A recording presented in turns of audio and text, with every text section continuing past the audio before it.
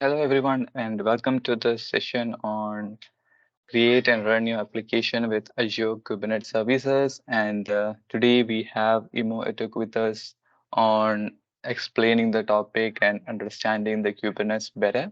So he is the MVP and MCT, so he will be walking us through all the topics and what you need to be knowing about the creating and running your application on AKS.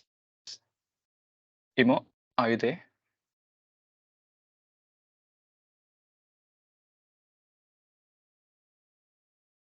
Good morning from Nigeria, and good morning to everyone. I'm actually having some network issues in terms of the weather condition here has been so bad this morning. We're having a heavy downpour. That is why I joined late. Apologies. Please confirm if you can hear me. Yes, we can hear you. Okay. So that is the reason I joined late. And apologies. We lost 7 minutes already. And I hope the network get better because it's really falling here heavily, rain. I see. So we have a Azure Kubernetes service is what we're going to talk about today. Then the create and run your application is simply maybe a simple practical step that we might likely take. Time permitting us, we'll do that. So I've spoken before in your community. I remember some time ago last year about getting started with Azure or something like that. So today is going to be a little bit deeper and more advanced than what we did the last time I came to you. And as Surek said before, my name is Imo Etuk. I'm one of the MVPs. Microsoft have a lot of MVPs around the globe. So my own MVP category is Microsoft Azure Focus. From City, Microsoft Certified Trainer. Currently lead one of the leaders in the Azure Nigerian community here in Nigeria. We operate. Our community does not select. It's in fact we accommodate everybody, irrespective of your background, your country, or where you're coming from. So that's what we do. So even if you want to join our community, no problem. You feel free. Most of our events are being held virtually as well. So you can join us in one of these days.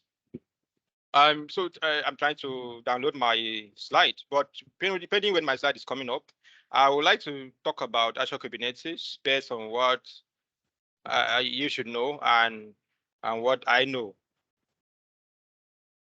Then we all know that Kubernetes is one thing that have come to stay, and and it has really been helpful when it comes to enterprise application and containerization and all that.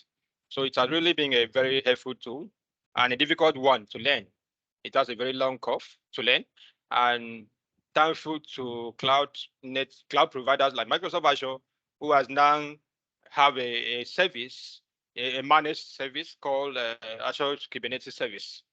It's Azure Kubernetes Service is a managed platform which is different from the open source, the general Kubernetes, because why do we arrive at this? Why do we have a Kubernetes service where we can actually use the direct Kubernetes? The reason is that Kubernetes in itself is not what an individual should be able to control. So Microsoft now decided to take off that burden from you. It's not only Microsoft, you have the likes of AWS, who also have EKS, Elastic Kubernetes Service. We also have Google Compute Engine, Google Compute Engine, and no, it's Google Kubernetes Engine as well on GCP. So the cloud platform is now managing this stuff for us as customers. They want us to freely containerize and orchestrate our applications within seconds without having to worry about the managing the clusters and managing the networking and all that. So ours is just to run the pods and all that. So let me bring up my slide. Okay.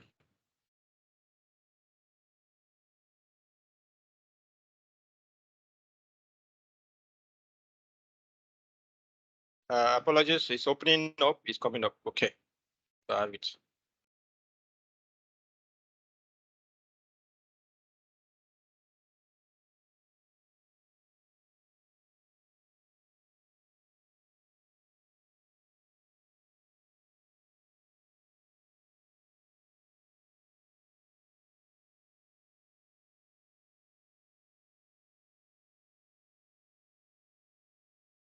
Okay, so I'll share my screen now.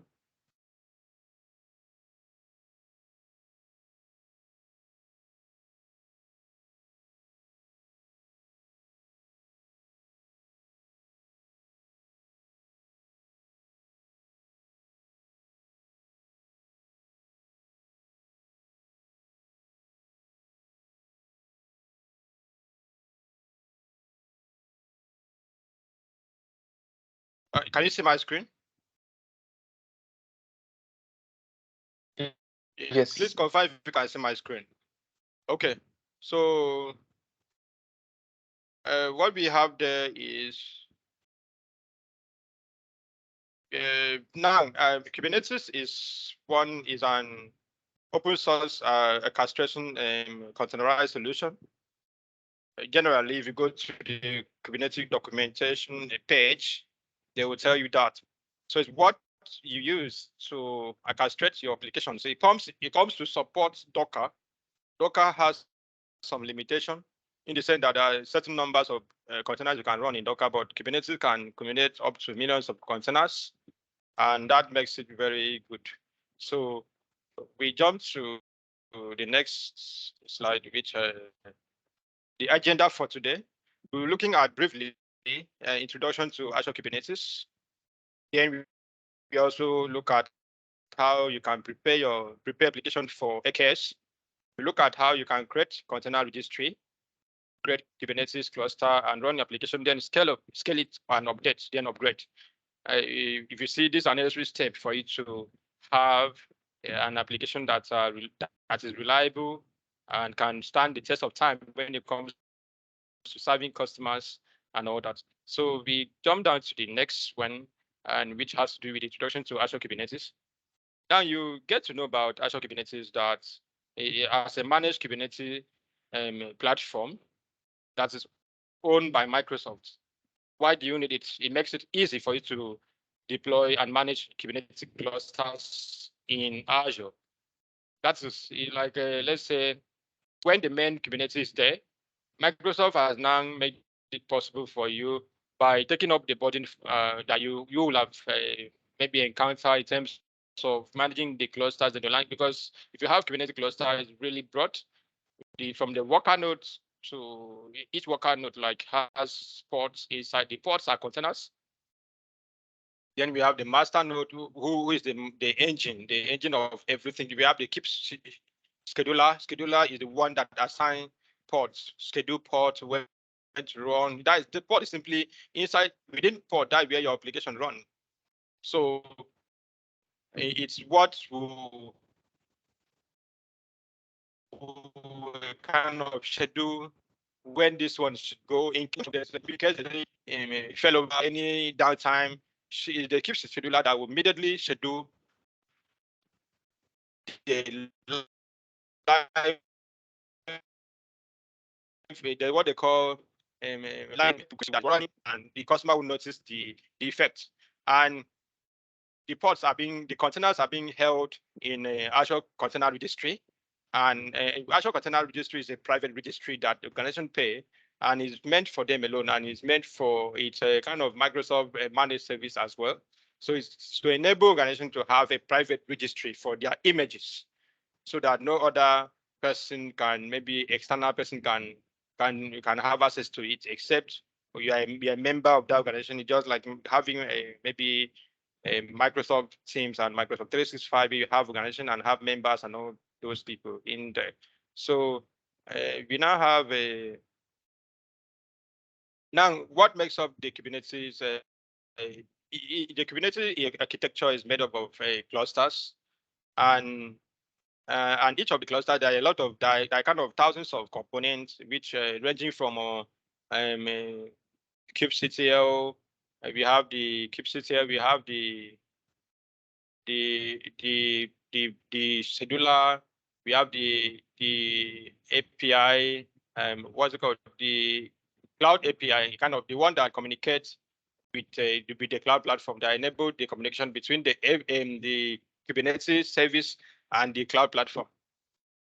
So we are going to get to know that the Kubernetes is an open source system for automating deployment, scaling, and management of containerized applications.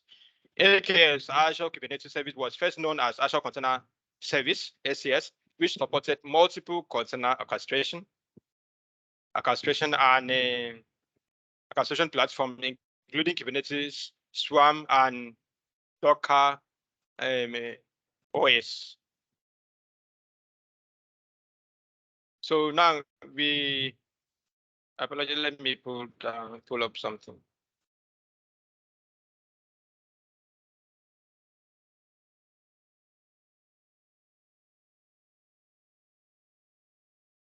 So now with AKS, you can quickly offload your operational overhead to Azure. That is, instead of managing the clusters by yourself, you can offload that burden to Azure. Azure will handle that for you. And as a hosted Kubernetes service, Azure handles critical tasks like health monitoring, pod maintenance. When you create an AKS cluster, a control plane is automatically created for you and configured for you by Microsoft Azure. You are not the one to configure the control plane. Meanwhile, if it was on a normal Kubernetes service, a kind of the open source, maybe you could just go directly to get the Kubernetes service to be run by yourself. You'll be the one responsible for creating a AKS cluster and the control plane and all those things, and do all the configuration by yourself. Then this control plane is provided at no cost as a managed Azure resource abstracted from the user subscription. Now, when you sign up for Microsoft Azure subscription, of course, if you are taking, there are a lot of plans, maybe pay as you go or reserve plan and all that. You'll be billed from, but for control plane, they don't take money from you as long as you have your own active subscription. There's no special, as no separate charges for it. You only pay for and manage the nodes attached to the clusters. Each node represents a computer. Nodes, let's not be the name might be big, but nodes is simply the computer, kind of the computer that hosts your cluster. That hosts your app. So nodes represent the physical component, the physical computer, like the hardware aspect of it. So that's what nodes means.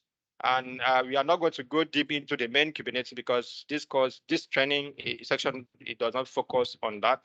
So now, when you have Kubernetes, if you can see from the diagram, you have the cluster, customer managed. Your work is to manage the pods, worker node 1 and 2. You can decide to have up to 3 worker nodes.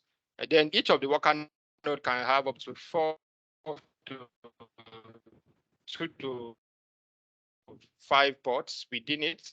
So you can ensure your application meets downtime, a kind of requirement by a kind of uptime requirement, and checking to ensure there are a lot of managed tools like Kubernetes monitoring tools like Splunk, Datadog, and others. That is also encouraged for you to also put it into your environment, because if you are running a very large Kubernetes environment, you may not be able to really investigate issues, but using tools like Datadog or Splunk and other ones like that, or maybe Commodore is also there. You use those tools to be able to, you'll be able to investigate the inner part of your cluster and be able to find out what is happening in there. Because it's not everybody that is allowed to go into the production environment. Maybe because there's a DevOps part. If you are the DevOps engineer or maybe the site reliability engineer, who is the engineer who is in charge of ensuring the uptime of your applications, you are the one to use those tools. So Azure on their own will be the one managing the master node, which has to do with all the components like the networking, all those things for you. And they also handle the scheduling of ports and all that. So we move down to that one. Now, Kubernetes, Azure AKS administration tasks. Administrator interact with AKS using the kubectl, pronounced as kubectl. And this is the first thing you should install in your command line on your local system, so that you'll be able to manage the Kubernetes cluster directly from your physical PC. And Now, Kubernetes is kubectl is the Kubernetes command line tool used to interact with the number of pods currently running in your cluster. It just kubectl gets pods, or you want to get the more in-depth details of what's happening to your pods. In there, you can use kubectl describe. It would give you where there's a defective in terms of your application and all that. So kubectl is one of the first command line tools you should have installed on your system for it to work with Kubernetes. It's a managed Kubernetes service by Azure, or the open source version of Kubernetes. kubectl is the general command. It cuts across all the managed Kubernetes on other cloud platform providers like AWS and GCP. So now, if you have Azure CLI installed on your workstation, you can install kubectl easily by running the following command. The command is right there. So I will employ everybody to run the command now, so that you will be able to move along with me.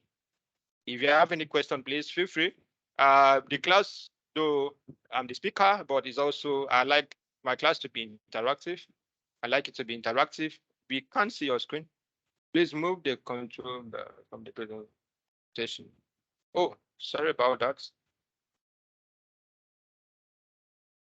Okay. Can you see my screen, please?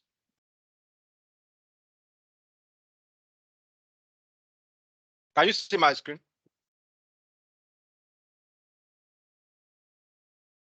Hello?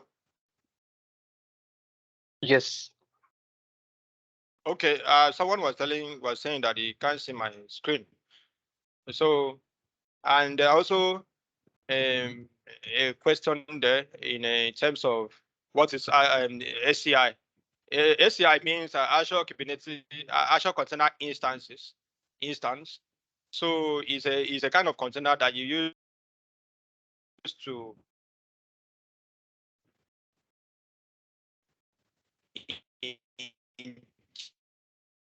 just maybe kind of image in our your is hosted in Azure Container Instance. So that's where why you have a SCI. I believe that answers your question.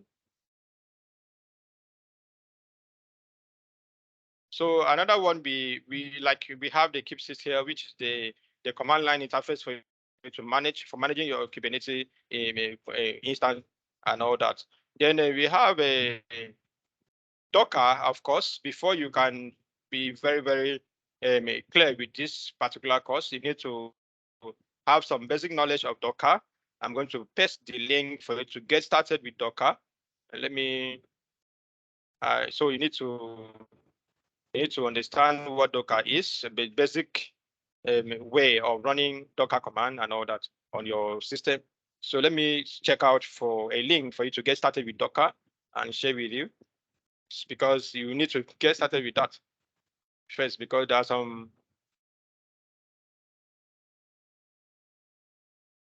Docker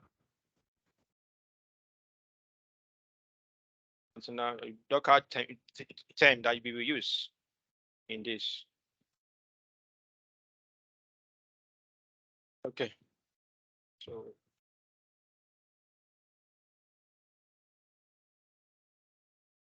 So what I said the Kubernetes Service AKS is a managed Kubernetes platform that is owned by Microsoft, and you only pay and use for what you need.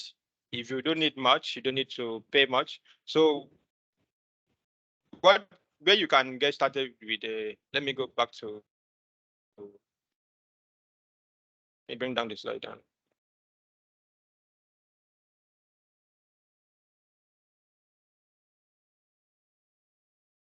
Okay, I'm let bring down bring out my browser and open something for you. So we have a getting started with Docker as one of the first steps to get familiar with what Docker is, because I said Kubernetes is just an extension of Docker. what is the difference between AKS and AKS? So AKS is owned by stand for Elastic Kubernetes Service. It's a managed platform, a managed Kubernetes service platform owned by Amazon Web Services. So just the way Microsoft Azure helps you to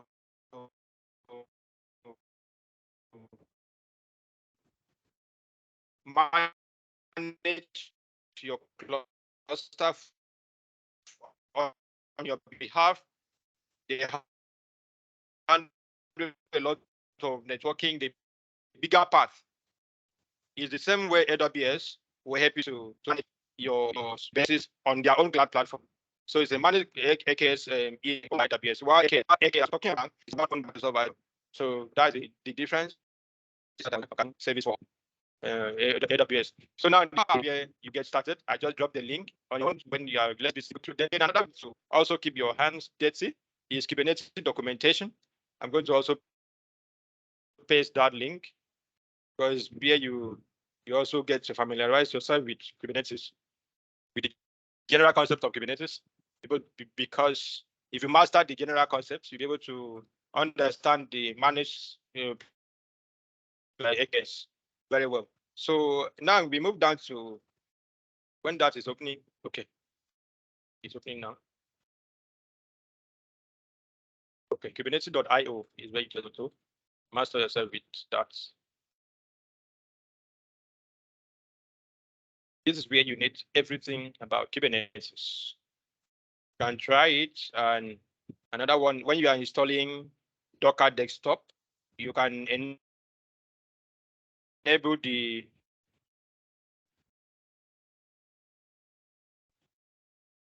Kubernetes environment, how to run the interface of Kubernetes in Docker Desktop. How many of you have Docker Desktop installed on your system? Many of you have been interacting with it before now. Then Kubernetes IO, just go to Learn Kubernetes Basic once you are here, and you'll be able to have all the stuff you need to know about Kubernetes at the early stage. So okay, this is coming up. So this is how Docker Desktop looks like. We have Kubernetes extension, we have the Docker engine, and both of them are coming up. I just launched the stuff now. And we should also have a command line called git bash installed.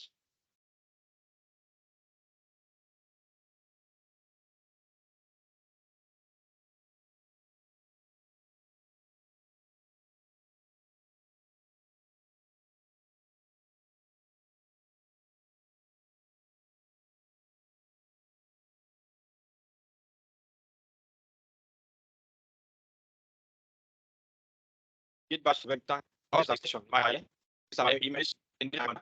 So works in hand to ensure if you have this bash commands, run command and all that. So we move down to some of the agenda for other agenda for today, which has to do with let's make it up.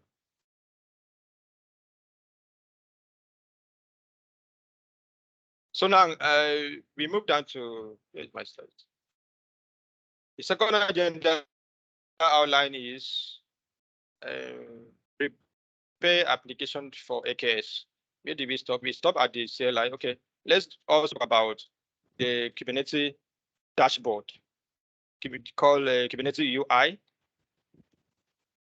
Web UI is where when you are running now the web UI, this is where it look like. That is when you are running your AKS. We have a UI deployment and is in when you are defining, when you are writing, when you are creating your port, you have to define the number of replica sets. Is it going to be 2, 3, 4? Why do you have replica sets? Replica set helps you to ensure that to eliminate downtime in terms of your ports. When there's a downtime, maybe one of the ports is defective, replica set will throw in another one because they already specify, okay, I want 4 replica sets, I want 5 replica sets and all that. So that's the work of replica set, is to ensure that there's no downtime in your in your Kubernetes environment, in your cluster, such that when one pod goes down, another one will pick up immediately. So that's the work of replica sets. Then deployment is a service where you run your Kubernetes, your pods. A pod is the smallest deployable unit image, like your image. Now, if you by the time you run it, it turns to pods. It forms what they call pods. While the container is a running instance of your image, then you hear about Docker image all this while, but may not know what Docker image is. Excuse me. Docker image is a kind of a set of instruction that is a kind of a immutable in nature. It's being written by people like you and I, by DevOps engineer or a developer or all that. So is the immutable instruction that enables you to run a Docker container. Then once you run that image, it turns to a container. So you must understand those differences. So Kubernetes UI, Web UI, Kubernetes Web UI is a graphical that gives administrators and developers a robust control surface. This surface is where you know everything that has to do with your cluster and all that, the status and all that. Be able to detect what happened and what does not happen. And when a kind of a the dashboard can easily display all your workloads running in the clusters. It also includes features that can help you to control and modify your workloads, and can display logs of activities on pods. Maybe all the logs of activities can be found on the UI as well, the status, the performance, and all that. So that's what Kubernetes UI can do for us as DevOps engineer or as aspiring DevOps and cloud engineer as well. So we also have moved down to we don't talk much so much because just jump down because we have at the end of the day now our demo section cuts across you preparing the application, you create container registry and go through the creating the cluster, running application and scaling, then updates. Then preparing your application has to do with this. If this 7 is we have part 7, 1 to 7 step is what we are going to run. So without wasting much time, because we do not have time, we just have about 30 minutes left. So without wasting much of our time, we could just go straight to that. But before you begin,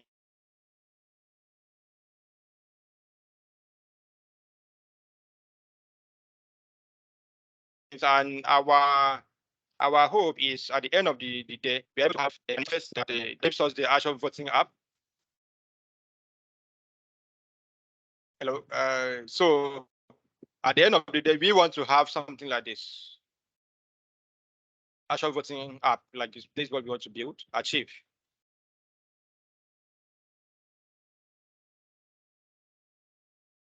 Do you have any question before I move on? So we have a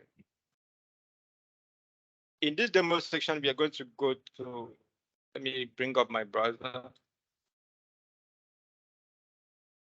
We're going to go to portal.azure.com. We're going to work directly on Azure Portal and see how we can create that. Already, I've had something that I've defined this thing, the repository, or we can clone it from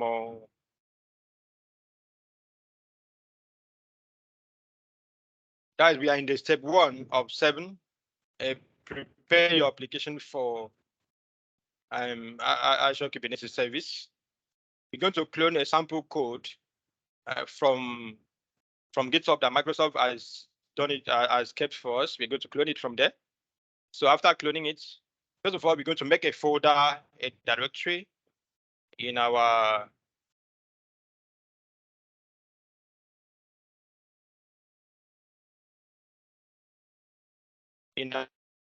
this thing on our desktop. The directory can call a CD into desktop. Your laptop and I'm working along with me. You have to confirm if you can see my screen as well. Is this big enough for you to see? Okay, so we move down to creating being in the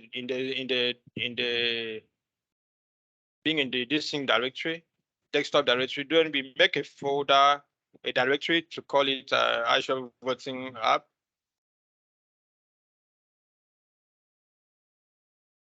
Voting App.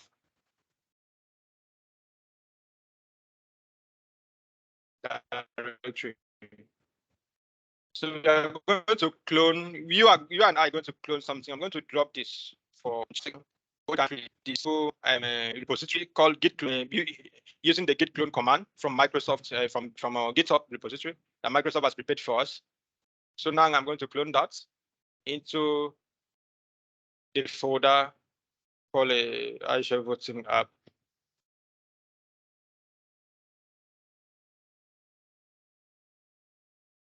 So I'm going to clone this. Just paste that, and it will clone it into that folder.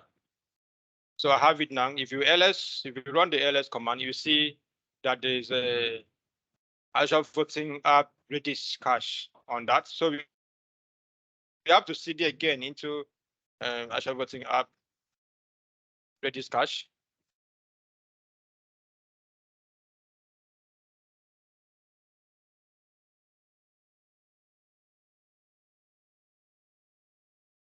So when you ls into it, you see that our YAML file is there.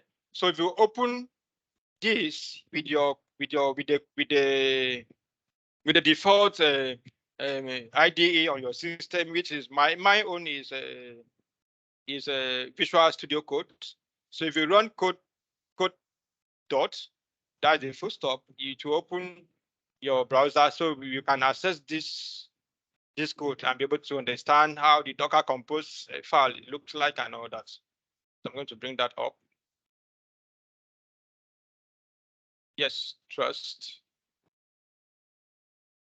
So we have our Azure Voting app here. All the components are in here. Then this is what I was talking about when I was trying to talk about the YAML file. Then you have this YAML file. Okay, he's telling me to install Windows Subsystem Linux.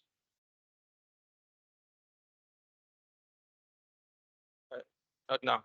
It should take my time. So we have our YAML file templatized already here. So now you see that deployment, the kind. What are we doing? We are running the deployment. The API version. The replica we're talking about is one replica set. If you change this number to 2 number, it will show that it will help you in terms of when there's a downtime in your application, one will pick up and run. So these are the YAML file that enables that app to run. So we move down to our back. We have cloned our app now. So what do we need now? We need to create our container image. Our container images. Now, how do we create it? Within this folder, you need to run. We need to run a Docker compose compose command. Docker compose up in a detached mode and see what happened there.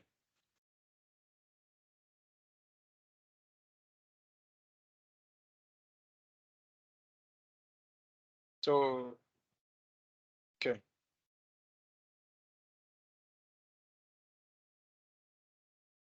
So now create container image, download the Redis cache and all that. So let's run a command and call it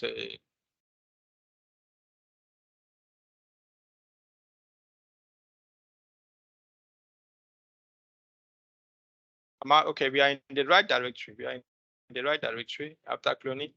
So let me clear my screen and see.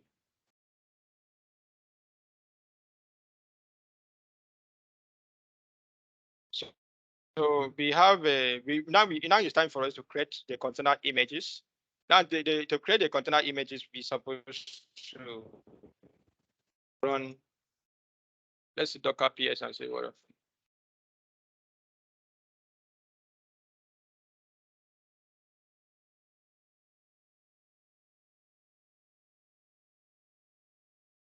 Okay, we have a lot of I have a lot of images on my own platform, like Docker container platform.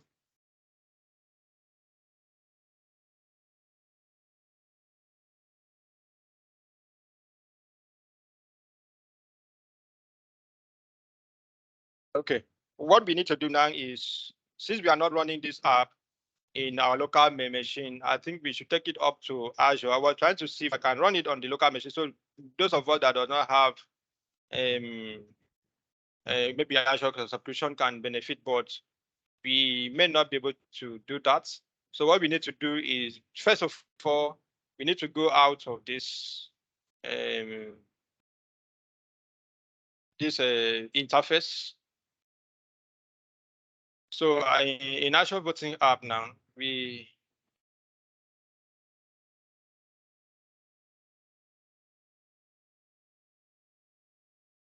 are in the desktop now. Make another directory. The directory will be called Azure voting app 01. So we have the directory now. So what we need to do is to create a kind of a Kubernetes cluster first of all, so that we're able to get what we need to do. And how can you create this Kubernetes cluster? Using the command line interface. We need to create a resource group first of all, because the resource group is where all your default kind of the logical folder where all your resources on Azure are being held. Then we create that using the AZ group create command. AZ group create command will give us, then the name of your resource group can be Kubernetes AKS cluster, AKS cluster RG. Then location, you can put it in any location that you feel like will be closer to your customer. I'm going to put West US as my location. So this will create the AKS, the actual resource group for us, running that. So now, and the next step would be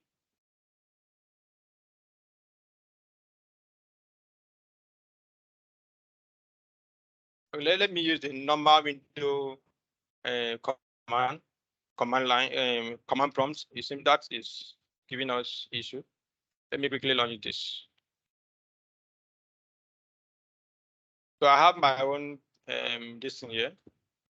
AZ group create. Then we have the AKS cluster RG as the name. Then location is what you just put. Maybe location will be West US on my own part. You can feel free to select any location that you feel that is better for you. That's the region. So now we have this thing created. So our resource group has been created. If you go to Azure Portal, you go to the Azure Portal, you should be able to see the resource group. Where's the resource group? So you should see the resource group there. So now we move down to the next step in the stage will be to create the AKS cluster. Creating AKS cluster, we're going to use a command called AKS AZ create AKS. So this command is AZ AKS create. Now the RG that we have is the resource group name. You can use G and to represent group, or you can decide to write the full resource group. Resource group. The one we are just created now is what will come in here, which is AKS cluster RG. That's where our resources will be held. Let me check that section in case there is any question. There's no question yet. Okay. So I believe, are we following along at all? Or do we, like I said before, there's no too much talk about this because already the documentation is right there for you to read and understand on your own. But the cocoa is the main thing is how you understanding the practical aspect of what you're actually doing. We know that AKS is a managed Kubernetes platform owned by Microsoft and can help you to easily manage your applications and deploy your clusters and all that. So, but having the ability to implement it is what actually make you a successful engineer. So that is it. So the name of the cluster, which is represented by, you can say, okay, dash name, or you can use N to represent that. Name of the cluster can be a test cluster, or you can use something like managed AKS cluster. The name too many. Managed AKS cluster. And after that, you need to enable the managed identity to be able to, because it's not you that will manage it. So you have to run the enable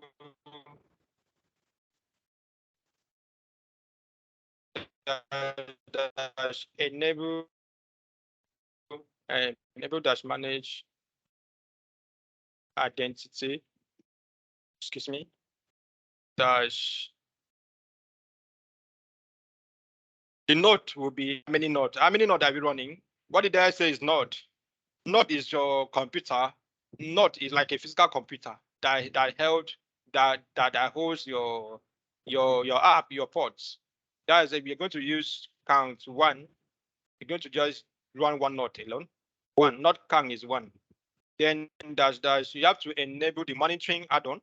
Remember, enabling monitoring can attract costs most time if you are running in terms of maybe if you are running in a production environment, monitoring might not be free. I think Microsoft will charge a different fee for that. So the enable MSI and the authentication and all that. The auth for monitoring your cluster. And also you are going to generate the private keys, the SSH key. Running this, adding this snippet to your SSH command and keys, defining that. So you see that we have a whole lot of, let me copy this and paste for us in the chat, and so you'll be able to also apply it on your own end.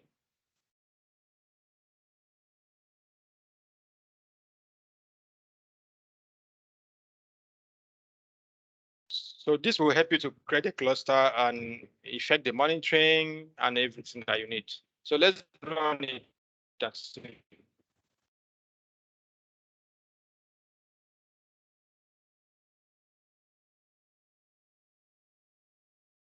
that's created my own key, and my key is within my own local system, the C drive. This is the directory under my username. So it will go ahead to deploy other components of what we instructed it to do for us.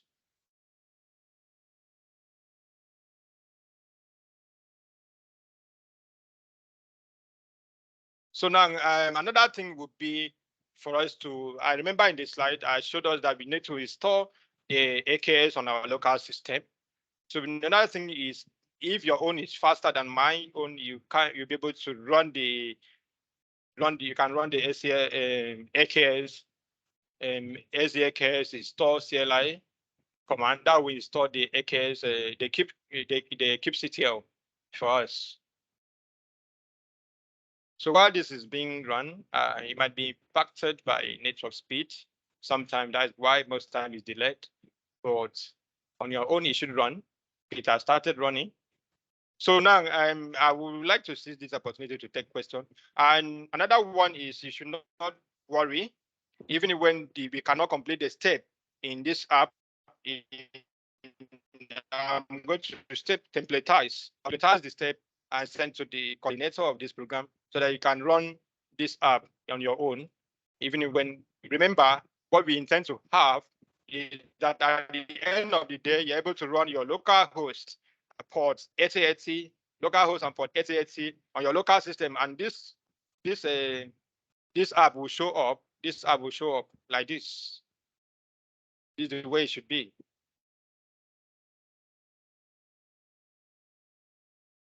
So that's being running. So why count what number of deploy at the time? If you put maybe count, if you put the number to 2, you should have like 2 nodes. Node is the physical computer, just the one that held your distance to determine the number of nodes you will have in your managed Kubernetes service. That's why we specify the number of count to be 1. Is that clear? Okay, so while that's being done, let's look at what we have on the screen. Now, create a container registry in ACR. Tag the container, upload the image. This slide will be made available to everybody that attend this so you can go through it and do all the steps. Now we also have a learn more link where you will be able to explore more and all that. So while this is being run, let's we can use the opportunity to be interacting, because we do not have enough time again to ask questions. So you can ask me questions that you need to really know now.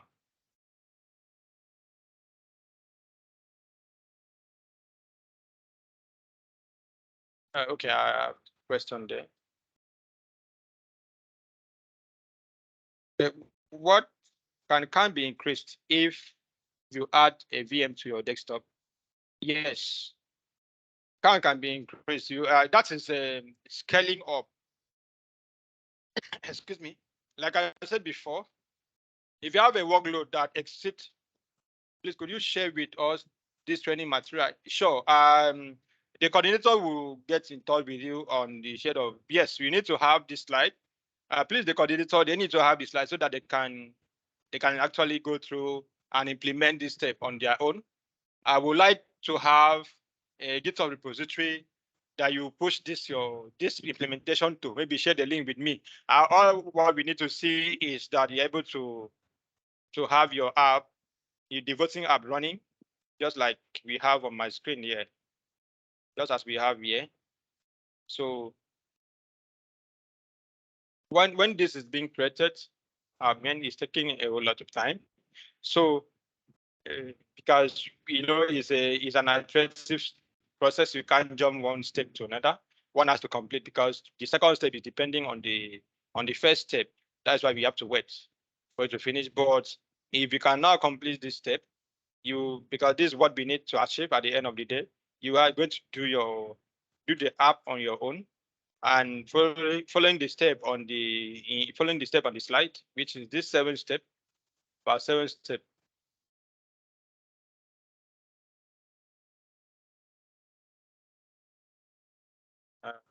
Okay.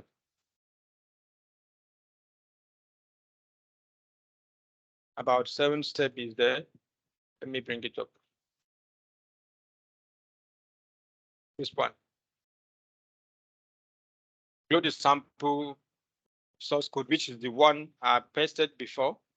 Then create a container image from the sample application source. Says the multi-container application on your local Docker environment. You need to have Docker container installed. This one, you need to have it installed. Probably maybe set up the Kubernetes environment, but it's not compulsory. So Kubernetes environment just for you to have your Kubernetes on your local system, just as I have now. But most time, Kubernetes actually takes a lot of your physical system components. So your system has to be at some capacity so that it will not impact the system performance and the stored order of your work. So that's just it. Okay, this is done. So now, if we have our AKS cluster created, so having that, look at the step. So the step is really long. So it's not something that that should take like some time to complete. So I'm going to clear my screen to be able to have a sorry. Okay, I forgot that I'm running on the local window command prompt, so it doesn't take the other command. So we move down to the next step in this thing. So the next step will be to have the Azure AKS install the CLI.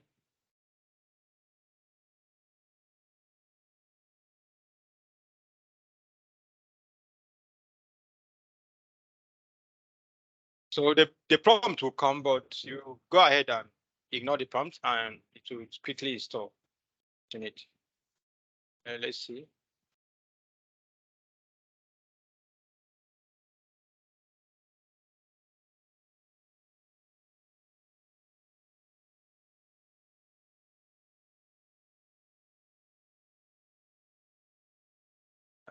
Translation reason. Please download the appropriate binary yourself. Download client to. Okay, you're downloading it. This is straight to download client to my own local system. As you can see, it has created a local repository for my own local system called Azure Kubernetes / kubectl extension exe. Our time is we have 2 minutes left to meet up with the 1 hour. I apologize that I have to join late. My network was impacted by the rain weather condition. So I want to show you where this can be found on your local system. Local system is here. So you have Kubernetes, Azure kubectl. So this is the directory that this stuff is downloaded to. If you open it, you see kubectl is there. So let's just wait for that step to fully complete. I will share you what I'm going to do for you as well to be able to. I will look for the repository, my own repository on GitHub, and share with you alongside the slide to the coordinator, so I can share with you, so you can follow the step there. I've simplified the step for everybody, for you and every other learner. So the next thing is that after this one has run, we need to, of course, we need to add it to the system path. The system path can be added using the command like I'm going to type the command for you on the chat so that you'll be able to get it. So the next thing will be to add the command. If you add the command part is that's the Windows environment. You need to add it so that your system can recognize it. I think is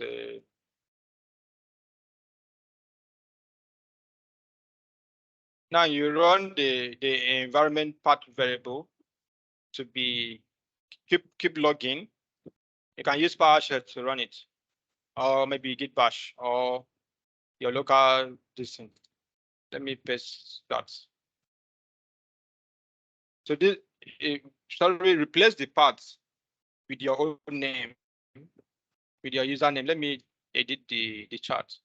And now your own path your username has to be here. The username will be the one here, username.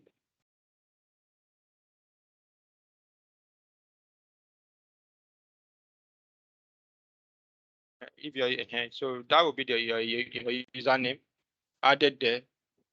Well, why is this taking time? It's still downloading. Okay, so you have your username there, and that's how to add it to the system part so that your system can recognize the kubectl command.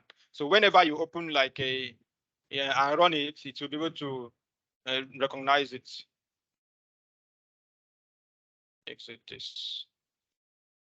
So now we have that step. Now the next step, which I'm going to just spell it out for you.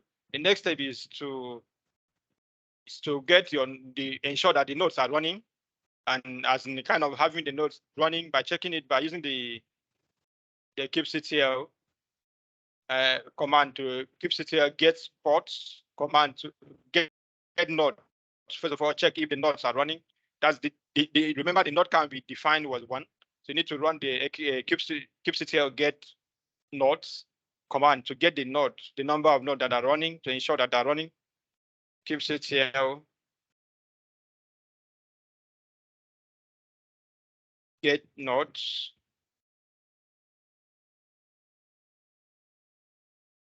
Nodes. So once you run this, you'll be able to get the number that the node count that we define as 1 is actually running. Then after that, you now use the editor to check, like I used it before, to check the number of as in the YAML file to ensure that everything is in place.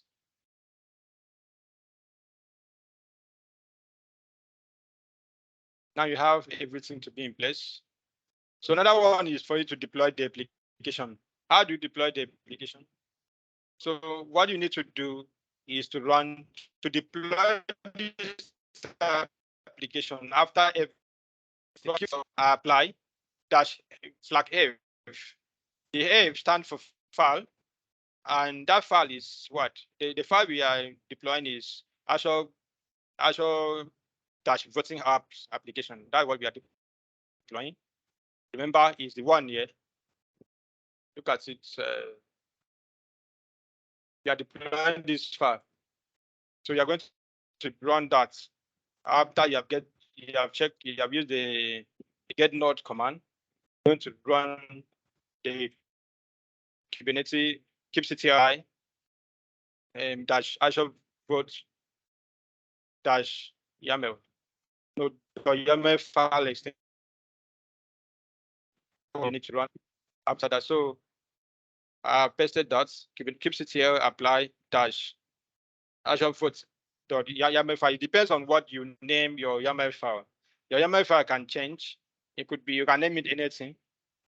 You can name it Azure voting app dot YAML, depending on what name you use. That's when you can use after the F. The F, this command is simply to apply the changes you have made and enable your this thing to run, your port to run, to be deployed.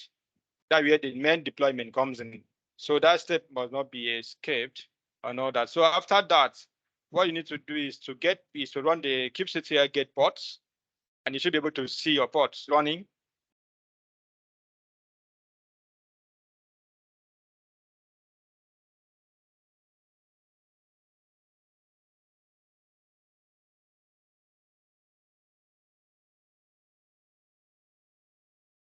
So now add the full link kubectl get ports.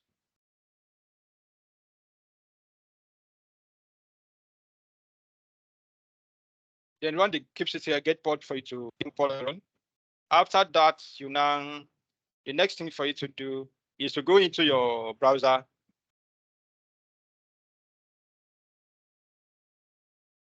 That your application is running. So what you need to do is for you to get that.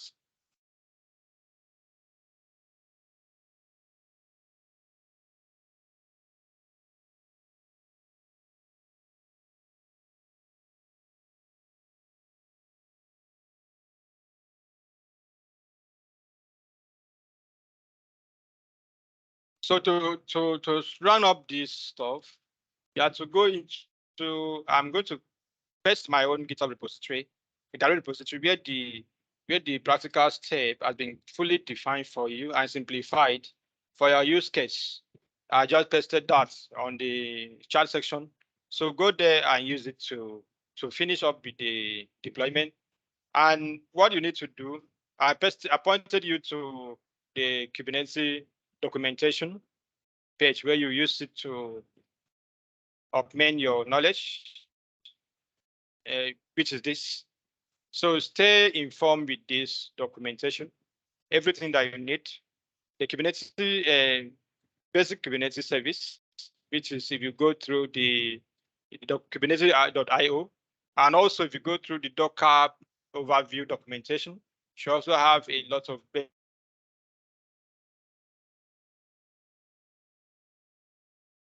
basics knowledge about Docker. That's the first place to start. Now you can containerize your applications and all that time spent, and going to call it a day.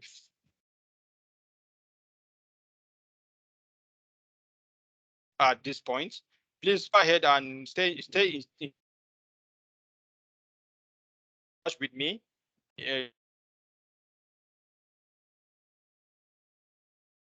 through the social media and the coordinator. I'm going to share this slide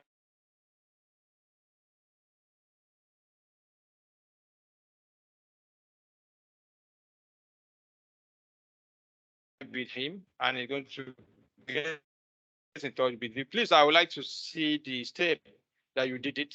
That kind of the step I defined on the GitHub. That was done by me. So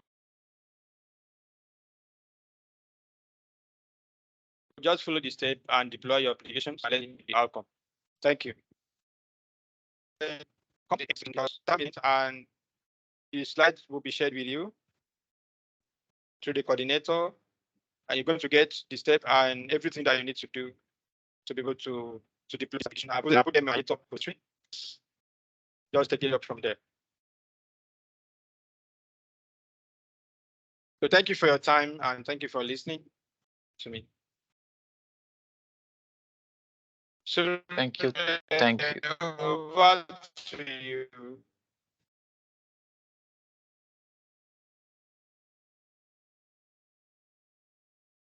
So I have a question. If you have any question at all, or maybe something we can discuss further, how do we get the certificate of it? Okay. Can we get a course material for this? You get it? How do we get the material? The coordinator will get in touch with all of you for that, for the material. And also pay attention to the links I shared. Everything has been defined there for you to use. Have a nice day. Bye. Thank you. Thank you, Imo. Thank you everyone for joining with us today.